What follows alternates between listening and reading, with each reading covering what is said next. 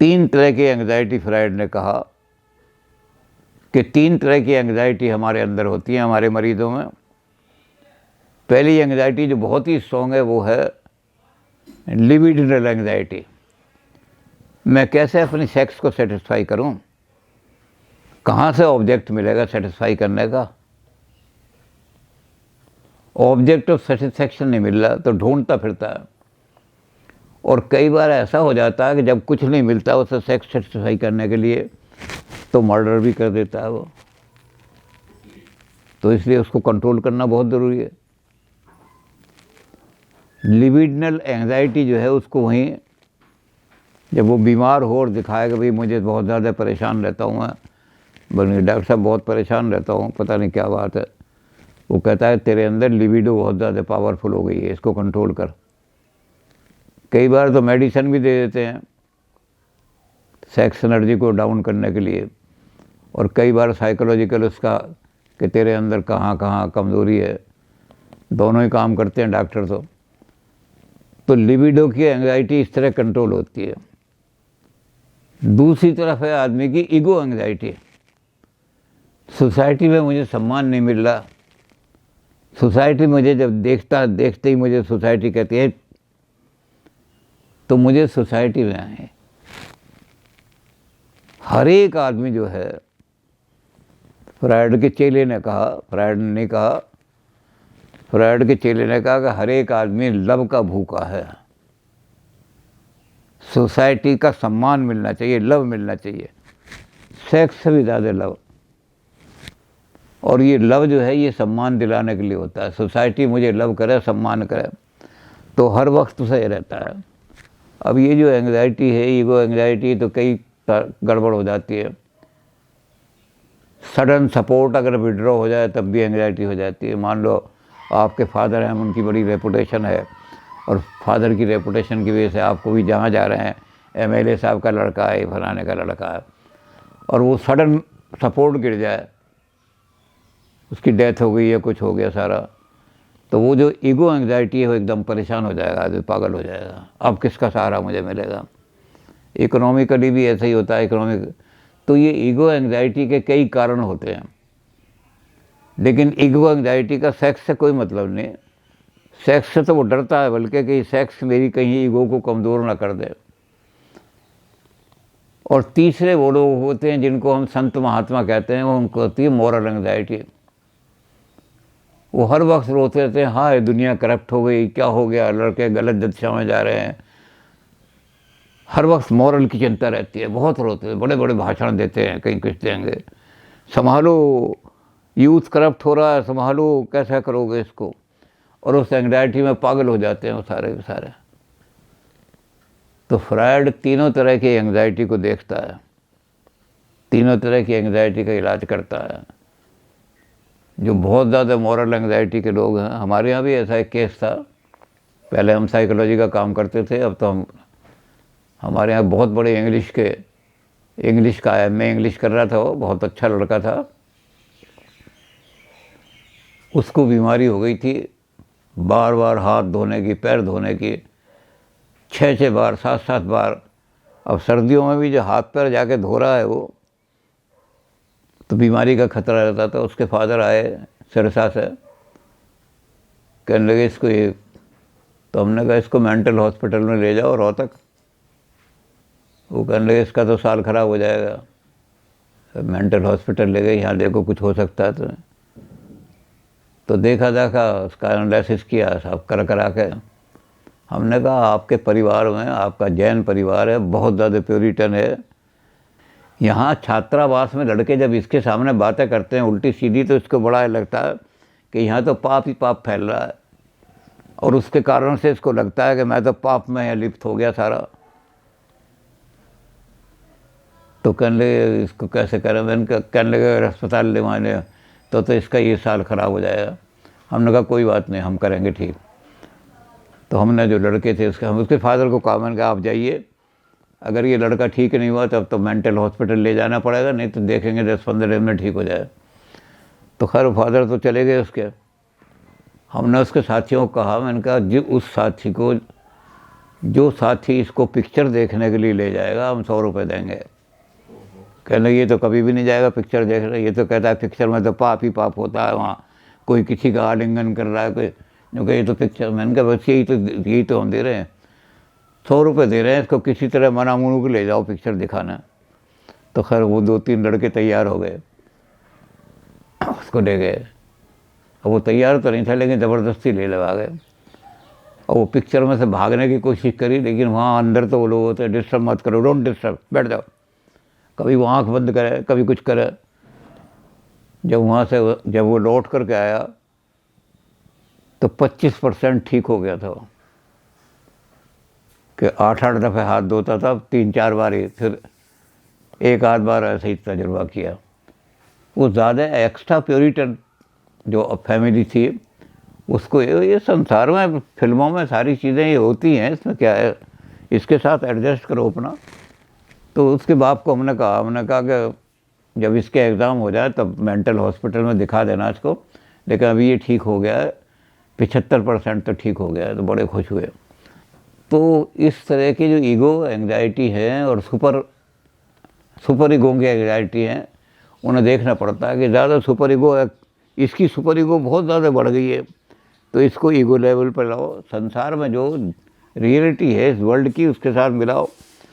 और इसकी ईड anxiety, sex की एंग्जाइटी बढ़ गई है, तो इसकी सेक्स की एंग्जाइटी को कंट्रोल करो। तो डॉक्टर फ्रायड ने 3 तरह की एंग्जाइटी के केस किए, बहुत केस किए। जैसा हम शुरू में कहा, टोटल केस फ्रायड ने अपनी ज़िंदगी में 20,000 किए। अब ये तीनों चीज़ें जो हैं, तीनों शक्तियाँ, ईड को कैसे कंट्रोल करें, ईगो को कैसे डेवलप करें। ईड तो जन्मजात है, बायोलॉजिकल एनर्जी है, वो तो ख़त्म हो ही नहीं सकती, आपका शरीर ख़त्म होगा नहीं। ये बायोलॉजिकल एनर्जी कन्वर्ट हो गई है, तो बायोलॉजी को कैसे कन्वर्ट करोगे आप। और जो ईगो है, इसको ईगो को डेवलप करना है, तो आप सोसाइटी के अंदर ईगो तो एक विकास करना। ईगो तो एक्वायर होती है सोसाइटी से, मैं सोसाइटी में सम्मान प्राप्त करूं। ये भी हम बाद में देखेंगे। वो फ्रायड का जो चेला था एडलर, उसने तो यहाँ तक कह दिया कि जिन लोगों को सोसाइटी में बहुत सम्मान मिल जाता है, लव मिल जाता है, वो सेक्स की चिंता ही नहीं करते सारी ज़िंदगी। तो ईगो अगर पावरफुल हो जाए तो आदमी ईड की चिंता ही नहीं करेगा। और अगर मॉरल एंग्जाइटी बहुत ज़्यादा हो गई तो फिर तो ऐसे ही शोर मचाने वाले साधु पैदा हो जाएंगे। अरे है समाज करप्ट हो गया, कौन बचाएगा, भगवान जल्दी अवतार लो, धर्म का अवतार करो। तो इन तीनों चीज़ों को लेकर के फ्रायड ने आदमी की पर्सनैलिटी का एनालिसिस किया, और इस पर्सनैलिटी के आधार पर उसने आदमी की पर्सनैलिटी को डेवलप करने के रास्ते बताए। जन्मजात जो ईड है हमारी, या लिबिडनल एनर्जी है, इसको हम कैसे ला करके कमज़ोर करें, जन्मजात को इतनी करें कि उसके कमज़ोर तो हो नहीं सकती क्योंकि ये तो बड़ी पावरफुल है। यानी इसको ऐसा करें कि ये हमारी ईगो के से हो जाए। और उसके बाद फिर मॉरल एंग्जाइटी, अब मॉरल वाली एंग्जाइटी जो है वो इसको चेक करती है। जब भी ये ईड, जैसे मैंने कहा ना कि सूरदास को 5 मिनट पहले उनका पतन होने वाला था, लेकिन 5 मिनट में वो बच गए, क्योंकि एकदम सुपर ईगो ने आके उनको कर दिया। तो हाँ, आदमी की जो पर्सनैलिटी हम डेवलप करेंगे, फ्रायड जब हमारी पर्सनैलिटी को डेवलप करने का काम करेगा तो फ्रायड इसी तरह से डेवलप करेगा कि हम हेल्दी पर्सनैलिटी बनने के लिए हम कैसे धीरे धीरे ऊपर उठें, उसको ईगो को पावरफुल बनाएं, और उधर जो मॉरल हमारा सुपर ईगो है, उस सुपर ईगो का इतना ही कंट्रोल करें कि हम दुनिया से, क्योंकि फ्रायड ने 2 चीज़ें देखी हैं। फ्रायड ने देखा कि आदमी बहुत सारे तो ऐसे होते हैं जो गिल्ट की फीलिंग ही नहीं करते। मैंने पाप किया तो क्या दुनिया करती है, मैं भी कर रहा हूँ तो क्या। लेकिन एक आदमी एग्जेजरेटेड हो जाते हैं। फ्रायड ने एनालिसिस करते हुए ये भी डॉक्टरों से कहा कि अगर उसकी ईड बड़ी पावरफुल है और लिबिडनल बड़ी पावरफुल है और आप एनालाइज कर करके उसको और उसके सामने रखोगे कि तेरे अंदर ये, तो वो उसको इतना गिल्ट की फीलिंग हो जाएगी कि मैं तो बड़ा पापी हूँ कि वो सुसाइड कर लेगा। इसलिए बहुत धीरे धीरे उसको एडजस्ट करना है।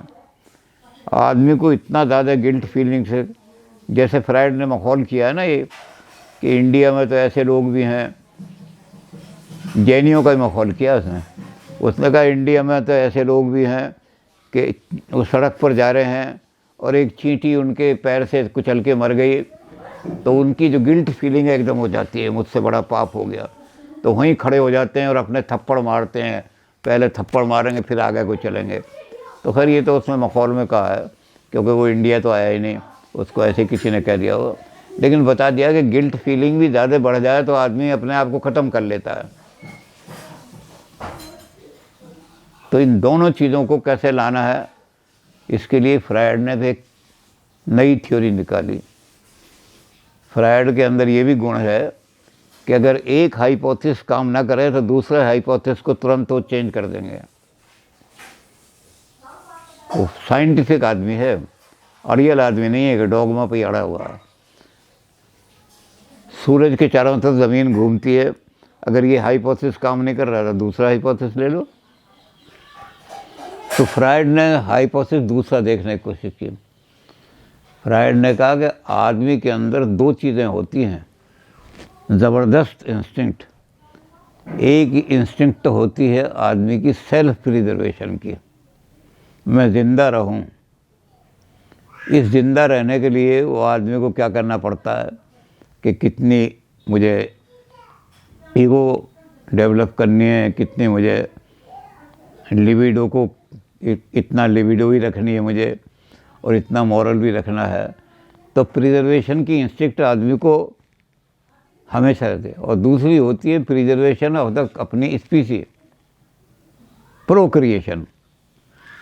फ्रायड कहता है बायोलॉजी में ये नियम है कि जिसकी स्पीसी में लाइफ स्पैन छोटा होगा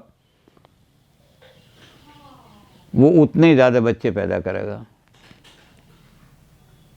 बायोलॉजिकली पेड़ भी ऐसे हैं कि जिस पेड़ की लाइफ 200 साल होगी तो अगर 1000 बीज भी पैदा किए तो उसमें से 900 बीज बेकार हो जाएंगे। तो इसलिए प्रोक्रिएशन और प्रिजर्वेशन दो इंस्टिंक्ट आदमी में काम करती हैं। ये दोनों इंस्टिंक्ट जो हैं, इनको अगर कहीं रोक दिया जाए तो उससे फिर डिस्ट्रक्शन हो सकता है। जैसा कहा कि गिल्ट फीलिंग वाला अपने आप को डिस्ट्रॉय कर लेता है। तो उसमें एक का नाम तो दिया इरोस, सेल्फ प्रिजर्वेशन की, और एक का नाम दिया डिस्ट्रक्टिव का, थैनाटोस। अब इसमें से अगर इरोस डिस्टर्ब हो जाए तो वो लिबिडो में कन्वर्ट हो जाएगी, लेकिन अगर डिस्टर्ब ना हो तो वो क्या करेगी कि जो लिबिडल एनर्जी है, सेक्स की एनर्जी है, उसको क्रिएटिव चीज़ों में लाएगी। बजाय वो सेक्स को बायोलॉजिकली सेटिस्फाई करने के लिए वो ये करेगा, सेक्सुअल नज़में लिखेगा, सेक्सुअल पिक्चर बनाएगा, सेक्सुअल चित्र बनाएगा, सेक्सुअल पोइट्री लिखेगा, वो इसको कन्वर्ट कर लेगा। ये इरोस बन जाएगी। वो ये लिबिडो है, इरोस में बन जाएगी। और इरोस जो है सारी सिविलाइजेशन का आधार है। हम सेक्स की एनर्जी को बजाय प्रोक्रिएटिव बच्चे पैदा करने के हम इसको कन्वर्ट कर दें क्रिएटिव में, तो हम कहेंगे कोई सुंदर चीज़ें बनाओ। पहले आदमी लकड़ी के कुर्सियाँ बनाते थे, उस पर बैठते में बड़ी तकलीफ़ होती थी। आदमी ने क्या किया, उसमें गद्दे वाली चीज़ बनाओ। फिर गद्दे वाली चीज़ से उन्होंने कहा और इसमें ज़रा तकलीफ़ होती है, मेरी जो बायोलॉजिकल सेटिस्फेक्शन है उसको सेक्स ही नाम दिया उसने, कि सेक्स को बड़ी परेशानी रहती है, सेक्सुअल एनर्जी ठीक नहीं होती। तो उन्होंने कहा इसमें गद्दों में और बढ़िया गद्दे। तो जो पहले गद्दी 5,000 रुपए की कुर्सी आती थी, अब 50,000 का सोफ़ा आने लगा बढ़िया। तो ये इरोस जो है ये आदमी को, जब ये इरोस हमारी डेवलप हो जाती है तो लिबिडो को कन्वर्ट कर देती है ये क्रिएटिव चैनल में, प्रिजर्वेशन में। और जब ये डिस्टर्ब हो जाती है तो थैनेटोस, डिस्ट्रॉय करने लगती है, मर्डर भी करती है, मारती है वे लोगों को। मुझे मेरी सेटिस्फेक्शन मिलनी चाहिए। तो फ्रायड ने कहा कि हमें इन दोनों का बैलेंसिंग करना है। अब वो कहता है जानवरों में ये चीज़ नहीं होती, जानवर तो प्रोक्रिएट ही कर सकता है। सेल्फ प्रिजर्वेशन की इच्छा उसमें होती तो है, लेकिन वो उसके लिए कोई साधन नहीं बनाता। कोई जानवर आपने ऐसा नहीं देखा होगा जो अपने सर्दी से बचने के लिए मकान बनाया, क्योंकि वहाँ इरोस नहीं बनती, उसकी लिबिडो इरोस में कन्वर्ट नहीं होती। तो फ्रायड ये कहता है कि हम आप इसको बैलेंसिंग करना है, और यही बैलेंसिंग जो है यही पर्सनैलिटी का आधार है। तो अब पर्सनैलिटी के डेवलपमेंट पर अब हम शुरू करेंगे इसको कि आदमी की पर्सनैलिटी को कैसे डेवलप करना, जो उसकी बैलेंस पर्सनैलिटी बन जाए, हेल्दी पर्सनैलिटी बन जाए, मानसिक रोगी ना बने वो आदमी। तो उसके लिए फ्रायड जो है वहाँ से शुरू करते हैं जहाँ से आदमी का जन्म होता है, और वहीं से हम शुरू करेंगे जन्म से। New net is a bundle of sex. जैसे ही फ्रायड ने बात कही, चर्च वाले मारने को आ गए। हम तो कहते हैं बच्चा जो है स्वर्ग के बहुत निकट होता है, चाइल्ड इज नियरेस्ट, इतना इनोसेंट होता है वो कि वो नियरेस्ट टू द हेवन होता है। और ये कह रहा है कि बंडल ऑफ सेक्स है वो। तो जब बच्चा पैदा होता है वो बंडल ऑफ सेक्स है। तो अब बंडल ऑफ सेक्स है तो उसको कैसे डेवलप करेंगे, हम यहीं से शुरू करेंगे। न्यू नेट क्या है और उसकी पर्सनैलिटी को कैसे डेवलप करना है और हेल्दी पर्सनैलिटी बनानी है।